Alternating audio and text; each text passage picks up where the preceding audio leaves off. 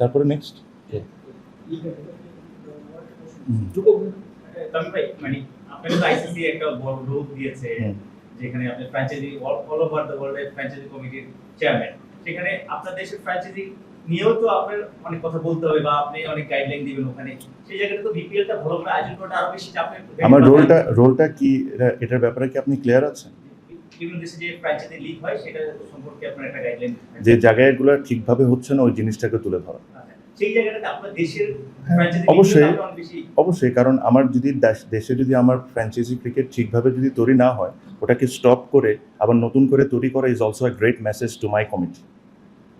If I am leading that committee and if the things are not been run properly, আমি এই জিনিসটাকে বন্ধ করে আবার হোক 12 মাস 24 মাস নতুন করে আবার শুরু করব, that will be a great message, me being the chairman. আমি আমার কমিটিতে আছি, আমার একটা বড় পদ আছে, আর আমার নিজের দেশে ফ্র্যাঞ্চাইজ ক্রিকেটই সব অনিয়ম চলছে, ওটা বেটার না এই স্টেপটা নেওয়া যে আমি এখন এটা আপাতত স্টপ করলাম, স্টপ করে পুরো জিনিসটাকে সুন্দর করে রিভাইভ করে নতুন করে ভালোভাবে করা শুরু, কোনটা বেটার আপনি বলেন? এক্স্যাক্টলি। আমি কয়েকবারই ইন্ডিকেট করেছি যে আমার ইচ্ছাটা কি। আমি বারে বারে বলেছি যে আমি বিপিএল এভাবে করে করব না, আমি কয়েকবারই বলেছি। এখন এখানে 2-3টা ইস্যুস আছে, এই জিনিসগুলো আপনাদের সবারই বুঝতে হবে। ফার্স্ট অফ অল, যখন আমরা অ্যাডক কমিটিতে আসার পর আমাদের মেইন এজেন্ডা ছিল to held the election as soon as possible, ঠিক আছে? বিপিএল সবসময় কেন কী কারণে প্রবলেমে পড়তো, ফর এক্সাম্পল ধরেন আজকে আমি বিপিএলের টিম নিয়ে 4-5টা ফ্র্যাঞ্চাইজ নিয়ে, কারণ আপনার জিনিস একটা মনে রাখতে হবে, apart from Rangpur and Rajshahi, what about others? আমি একটা প্রেস কনফারেন্সে এসে বলেছি 2জনের কন্ট্রাক্টই সাইন করা হয়, কিছু কিছু ক্ষেত্রে অনেক রুলস রেগুলেশনস ব্রেক করা হয়েছে। হ্যাঁ, 2জন আছে, ওনারা সব কমপ্লেন্স ঠিক করেছেন, বাট ইভেন রাজশাহীরও যে 100% কমপ্লেন্স মিট করে ওনারা করেছেন তা কিন্তু না, তারা পুরো পেমেন্ট ক্লিয়ার করেছেন and they have done well, but did they 100% meet the compliance? Not. ঠিক তো? সো এখন যে জিনিসটায় আমাদের প্রবলেমটা হয়ে যায়, যে ধরেন আমি এখন করলাম 5টা ফ্র্যাঞ্চাইজিকে নিয়ে আসলাম, একসাথে করলাম, আজকে হলো অগস্ট মাস, হ্যাঁ, সো প্রবলি আমাকে সেপ্টেম্বর মাসের মধ্যে আমার ড্রাফট করতে হবে, এই করতে হবে, সেই করতে হবে। এর মধ্যে যদি যে কোনো একটা টিম, যেরকম আমরা অতীতে দেখেছি, পুল আউট করলো বা কোনো কিছুতে কমপ্লেন্সে মিট করলো না, তখন আবারও ওই বিসিবিকে অন করতে হবে, টিম আবারও বিসিবির এটা করতে হবে। আর একটা জিনিস বুঝতে হবে, আমি জিনিসটা অ্যাবসলুটলি ক্লিয়ারলি আপনাদেরকেই বলেছি, আপনি যখন বলেছেন যে ক্লিয়ারলি বলা হয়নি, এটা কথাটা ঠিক না, ক্লিয়ারলি অনেক কিছু বলা হয়েছে। একটা টুর্নামেন্টে লাস্ট 2 বছর 40 কোটি টাকা লস হয়েছে বিসিবির, যে জিনিস franchise cricket is suppose to make money for Bangladesh cricket board, not lose money. So there's something going wrong. So until unless we don't fix this, it is not absolutely important for me to host this event every year if I'm making 20 crores loss. Do we have the intention to do it? 1000%, 100%. Do I want to rush it? Absolutely not. Do I want to do it very properly? Absolutely. I want to do it very properly. And if it takes time, 6 months, 8 months, 12 months, 24 months, I will take that time. With your questionের আরেকটা কথার উত্তর দিই, যে about regarding the franchise, যে কী হচ্ছে না হচ্ছে, আমরা ওই ধরনের কমিউনিকেশন স্টার্ট করেছি।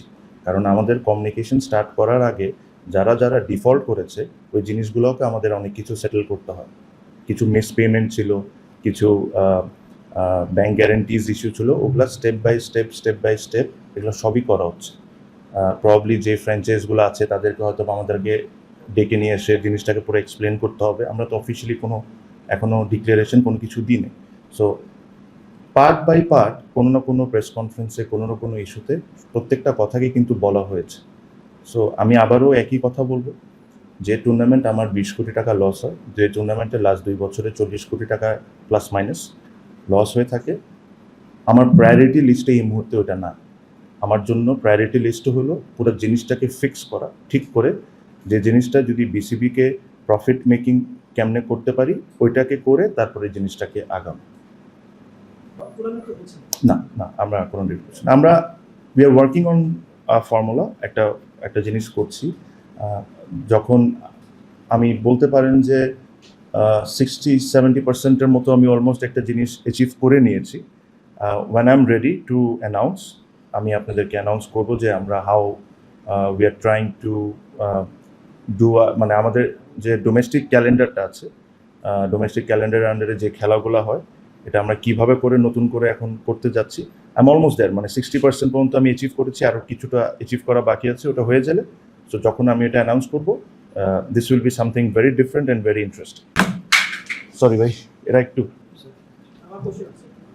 ভাই প্লিজ। বসুন মানে যদি আমরা বুঝতে পারছি যে আপনার প্রায়োরিটি লিস্টে নাই, মানে নিশ্চয়ই আপনার একটা নিজেদের মধ্যে কথাবার্তা বলছেন, মানে এটা কোনো পাথ হয়ে বা এটা কি কোনো প্রজেক্টেড, মানে আমাদেরকে একটু ধারণা দেওয়া যায় যে এই বছর যেহেতু আমরা ধরে নিচ্ছি না, এটা আমরা একদম এখন আমরা আপনার কথা কি স্পষ্ট বলছেন হচ্ছে এটা তার কোনো ডিফারেন্ট পার্ট নেই, এটা কি আগামী বছর হওয়ার সম্ভাবনা দেখছেন না আরো 2 বছর? আমরা আগামী বছর আমরা যে জিনিসটা চাচ্ছি, আমি আপনাকে এটা ক্লিয়ারলি বলি যে ধরেন আমরা যদি বিপিএল এর সব ফ্র্যাঞ্চাইজি, ওটা 6টা হোক বা 7টা হোক, বাই এপ্রিল মে এর মধ্যে যদি আমরা সব প্রসেসটা কমপ্লিট করে নিতে পারি, যে ধরেন লাস্ট টাইম কি হতো, যে ধরেন অগস্টে বা সেপ্টেম্বরে বা বলতো যে এটা হলো deadline, because of the time, even যে লাস্ট বোর্ড যারা ছিলেন ওনাদের কাছে যদি ওই টাইমটা ওনারা পাইতেন, হয়তো বা ওনারা আরও জিনিসগুলো অনেক কিছু রিকভার করতে পারতেন। বিকজ অফ দ্য টাইমটা এত শর্ট ছিল, এটা করতে হয়েছে, এই কারণে কিন্তু অনেকে, আমি কোনো সময় মনে করি না যে কেউ ইচ্ছাকৃতভাবে জিনিসটাকে নষ্ট করছে, সিচুয়েশন জিনিসটাকে নষ্ট করে ফেলে।